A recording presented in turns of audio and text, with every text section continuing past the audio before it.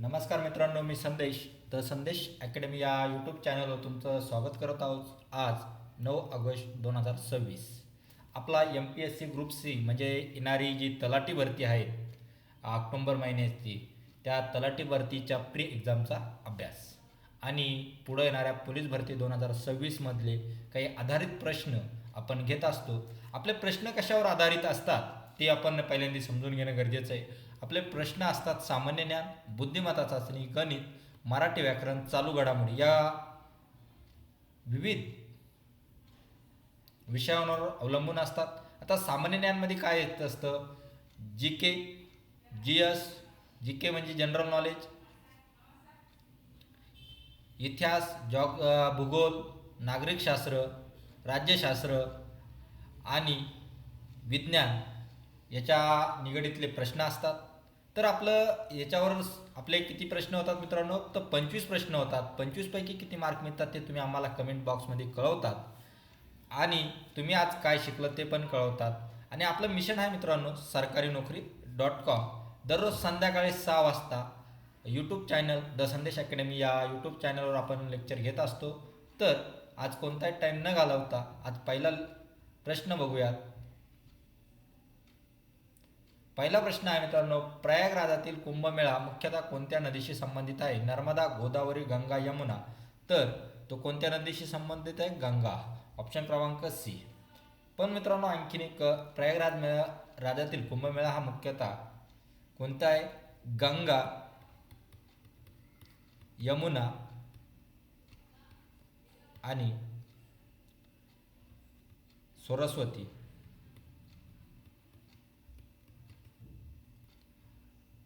या त्रिवेणी संगमाशी निगडित आहे. त्रिवेणी संगम राहील लक्षात. पुढचा प्रश्न,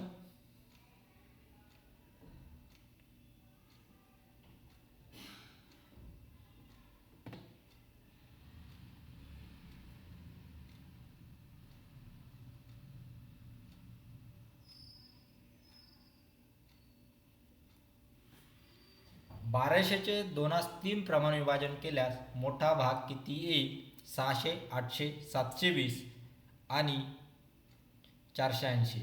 तर किती? 1200चे 2/3 प्रमाण. मी तुम्हाला काय सांगितलं आहे, जी काही किंमत असेल त्याचे प्रमाण काढायचे असेल तर जे काय प्रमाण दिलं आहे, ते काय गुणोत्तर दिलं त्याची बेरीज करून ते डिवाइड करायचे. 5 दून 10, 2 उरले, 5 चोक 20 आणि हा शून्य तासात 1 = 240. तर सगळ्यात मोठा प्रमाण कोणतं आहे? 3 आहे आपलं. 3 गुणिले 240 करायचं. 24×3 = 72 आणि हा शून्य तासात म्हणजे 720. आपला आन्सर येणार आहे ऑप्शन क्रमांक सी. आपलं हे मोठं प्रमाणात असणार आहे. पुढचं, 4x + 8 = 28 असेल तर 1चं मूल्य काढा. 1चं मूल्य कसं काढायचं मित्रांनो? 4x + 8 = 28. आता 4x हा इकडं गेल्यानंतर 28 - 8 होणार मित्रांनो. तर x = किती असणार आहे? 20/4 येणार आहे. आणि 1ची व्हॅल्यू काय येणार आहे? 4×5 = 20. किती येणार आहे?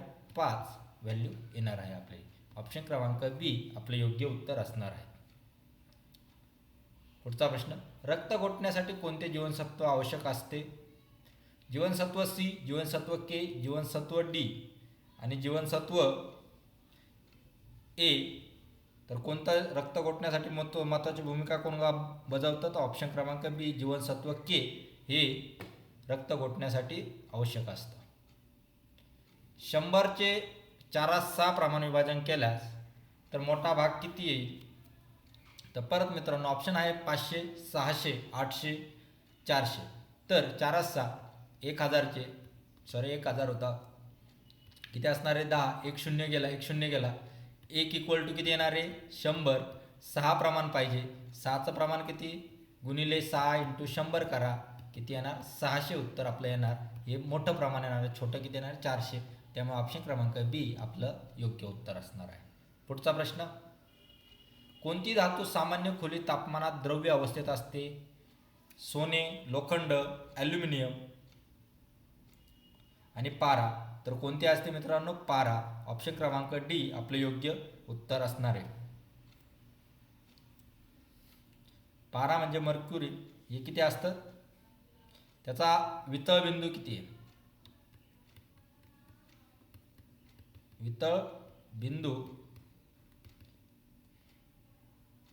तो आहे 38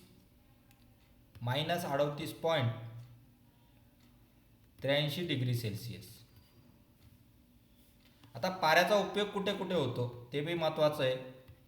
उपयोग होतो तो थर्मामीटर,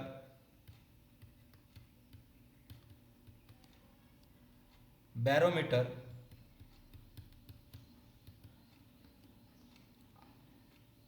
इत्यादी ठिकाणी उपयोग होतो. जर पुढचा प्रश्न आहे, जर 8 कामगार एखादे काम 6 दिवसात पूर्ण करतात तर 12 कामगार किती दिवसात पूर्ण करतील, असा प्रश्न आहे. मित्रांनो, जर स्थिर असेल तर काय असतं? कामगार इंटू दिवस इक्वल टू स्थिरपणा. आता कामगार किती दिलेले आपले? 8 दिलेले. दिवस किती दिले? 6 दिलेले. आणि 12 इंटू एक्स किती आहे? ते. आता सरळ सरळ मित्रांनो, 8×48 हा 12 इकडे येणार इक्वल टू 1ची व्हॅल्यू येणार आहे. 12×3 = 36, 12×4 = 48 म्हणजे एक्स म्हणजे किती येणार आहे? 4 दिवस येणार आहे आपले. समजलं सगळ्यांना? ऑप्शन क्रमांक बी आपलं योग्य उत्तर असणार आहे. पुढचा प्रश्न, विद्युत फ्यूजचा मुख्य उद्देश काय? व्होल्टेज वाढ, अतिवाहापासून संरक्षण, विद्युत साठा, प्रवाह मोजणे. तर काय मित्रांनो? अतिवाहापासून संरक्षण. ऑप्शन क्रमांक बी आपलं योग्य उत्तर असणार आहे. कारण फ्यूज का लावतात? फ्यूजचा महत्त्वाचा उद्देश काय असतो? अतिप्रवाह किंवा ओव्हर करंट किंवा शॉर्ट सर्किट यापासून संरक्षण करण्यासाठी वापरला जातो. जेव्हा परिपातमधून जेव्हा केव्हा एखाद्या इलेक्ट्रिक करंट हा ठराविक मर्यादेपेक्षा जास्त प्रवाहाने वाहतो, तेव्हा फ्यूजमध्ये आपण फ्यूज बघितला असेल मित्रांनो, असा फ्यूज असतो.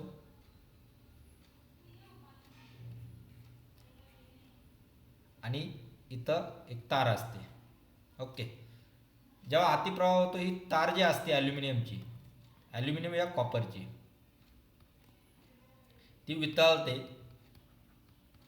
आणि शॉर्ट सर्किट वितळते आणि विद्युत जे इलेक्ट्रिक करंटचा प्रवाह आहे तो बंद होतो आणि त्या कारणामुळे नुकसान किंवा आग लागण्याचा धोका टाळला जातो.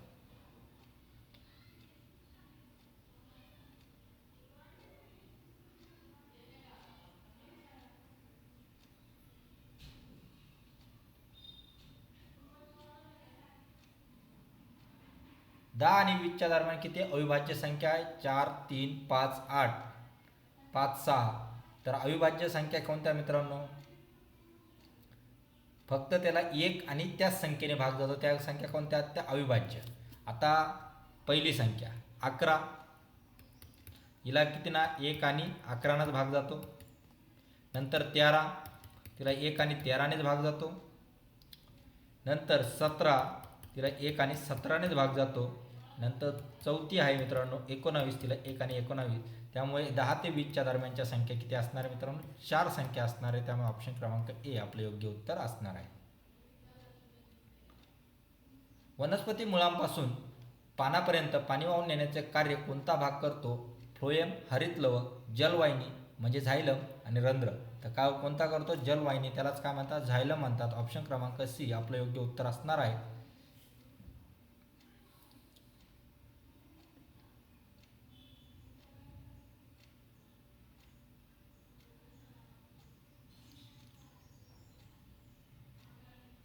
हृदयापासून रक्त वाहून नेणारी रक्तवाहिनी कोणती?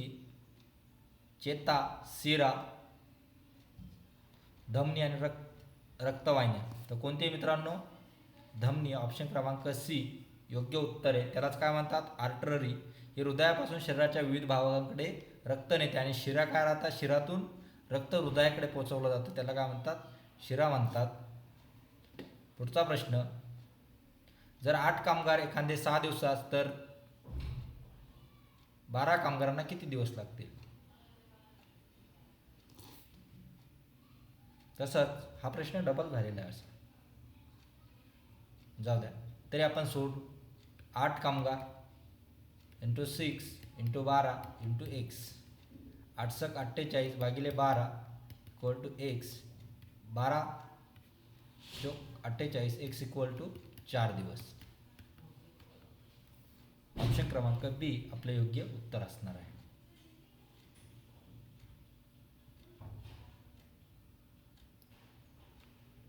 सिरकोत कोणते आम्ल असते? हायड्रोक्लोरिक, सल्फ्युरिक, ॲसिटिक आणि सिट्रिक. तर कोणते असते? ॲसिटिक. ऑप्शन क्रमांक सी आपलं योग्य उत्तर असणार आहे. सिरका म्हणजे काय असतं? सिरका म्हणजे व्हिनेगर असतं, त्याच्यात ॲसिटिक आम्ल असतं. ॲसिटिक आम्लाचे सूत्र काय मित्रांनो? CH3COOH. हे ॲसिटिक आम्लाचे सूत्र आहे. त्याच्यात ॲसिटिक आम्लाचं प्रमाण किती असतं? 4% ते 8%.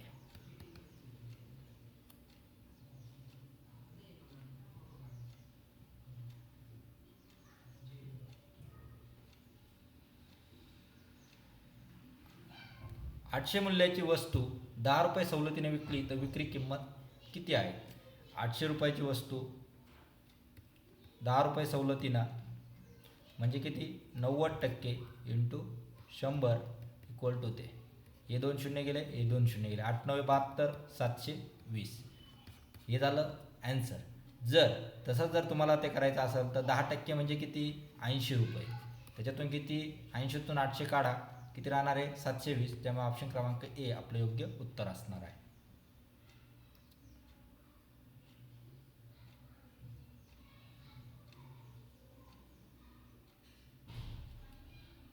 खालीलपैकी विषम कोणते आहे ते सांगा. तांबे, चांदी, लाकूड, सोने.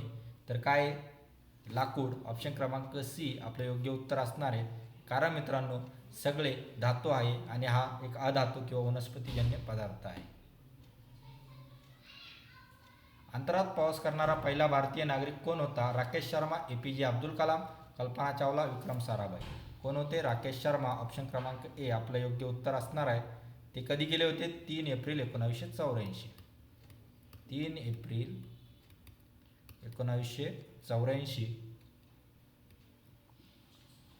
ते कोणादरम्यान गेले होते? सोव्हिएत संघ. सोव्हिएत संघाचा कोणतं होतं? सोयुज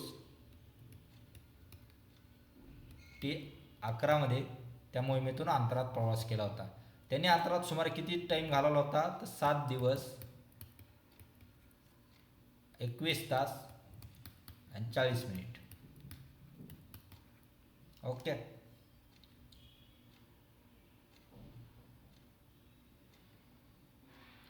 जर 2 माणसे एक भिंत 9 दिवसात बांधतात तर 6 माणसे किती दिवसात बांधतील? तसंच मित्रांनो ऑप्शन आहे 3 दिवस, 18 दिवस, 6 दिवस, 27 दिवस. 2 माणसं 9 दिवसात तर 6 माणसं किती दिवसात? ओके. 2×9 = 18 भागिले 6, 1×6=3, x इक्वल टू 3 दिवस. ओके. पुढचा प्रश्न. 18 आणि 30चे SCF किती आहे ते सांगा. 3, 6, 9, 12. तर 18चे घटक किती कोणकोणते राहतील मित्रांनो? 18चे घटक असणारे 1, 2, 3, 6, 9 आणि 18. तसेच 30चे कोणते असणारे? 1, 2, 3, 5, 6, 10, 15 आणि 30. आता एकसारखा घटक जवळचा कोणता आहे मित्रांनो? 6. हायेस्ट कॉमन फॅक्टर तो कोणता? ऑप्शन क्रमांक बी आपले योग्य उत्तर असणार आहे. विमानाच्या बांधकामासाठी ॲल्युमिनियमचा प्रामुख्याने कोणत्या गुणामुळे निवडले जाते? द्रव्य, चुंबकीय, खूप जड आणि हलके व मजबूत. कशामुळे? ऑप्शन क्रमांक डी हलके व मजबूत या कारणामुळे वापरले जाते. कोडमध्ये कॅट हा DBO असे लिहितात त्या पद्धतीने डॉग कसे लिहिले जातील? तर ऑप्शन आहे COH, EPH, EOG, DPH. आता कॅट C नंतर काय घेतला मित्रांनो? D घेतला. लगेच पुढचं A नंतर काय घेतला? B घेतला.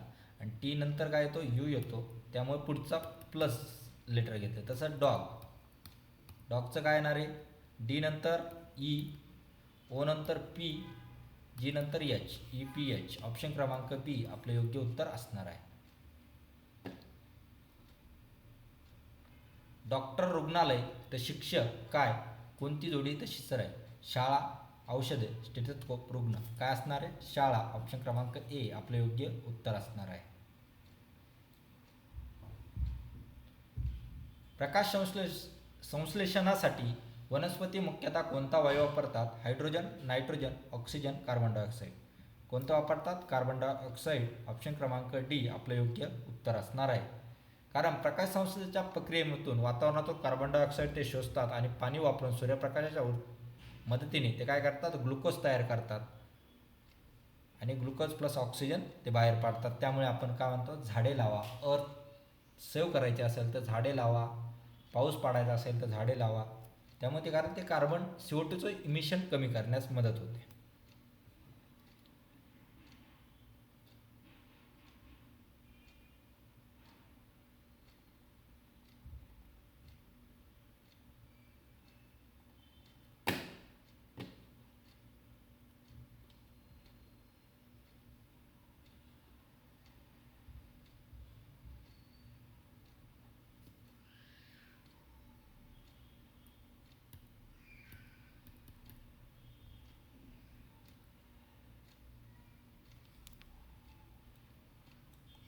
पुढचा प्रश्न आहे मित्रांनो, मानवी शरीरात इन्सुलिनचे कोणते अवयव स्रवते. इन्सुलिन कोणते अवयव स्रवते. मूत्रपिंड, यकृत, जठर आणि स्वादुपिंड. कोणतं स्रवते इन्सुलिन, स्वादुपिंड. त्यालाच काय म्हणतात, पँक्रिया.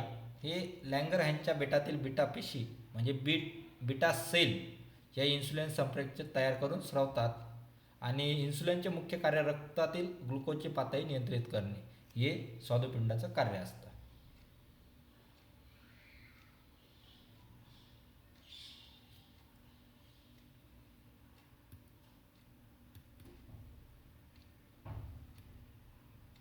वारंवारते म्हणजे फ्रिक्वेन्सीचे मापक काय आहे, हर्ट्स, वॅट, जूल, न्यूटन. तर काय आहे मित्रांनो, हर्ट्स. ऑप्शन क्रमांक ए आपलं योग्य उत्तर असणार आहे.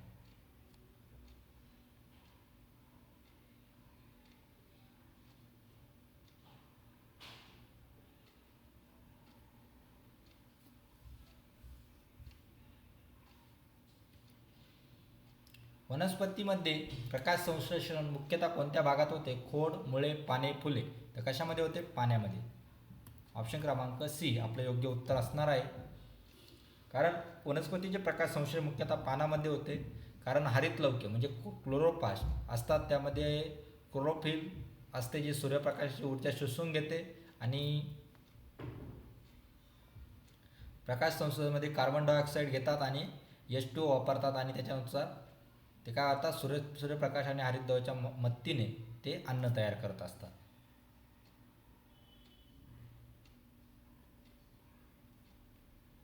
अशा प्रकारे मित्रांनो आपले 25 प्रश्न झालेले आहेत. 25 पैकी तुम्हाला किती मार्क मिळाले ते तुम्ही आम्हाला कमेंट बॉक्समध्ये कळू शकतात.